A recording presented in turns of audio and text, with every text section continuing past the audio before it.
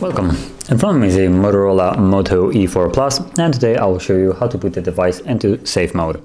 So to get started, you want to hold the power key. And once you see the two boot options, you want to hold power off. Now when you hold it, it gives you an additional option instead of powering it off.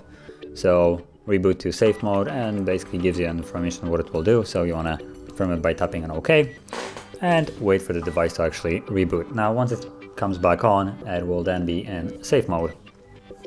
So let's wait for it to actually boot back up.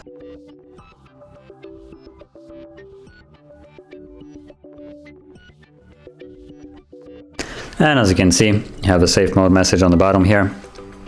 And the device is now indeed in safe mode. And as you can also see in this mode, majority of the things don't really work. So all the feeds that you were getting previously are disabled and only the primary apps are working.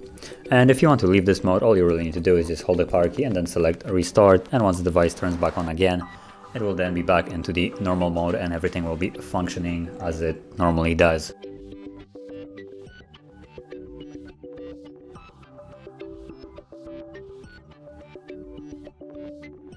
And you can see that the message is gone and the device is back in the normal mode.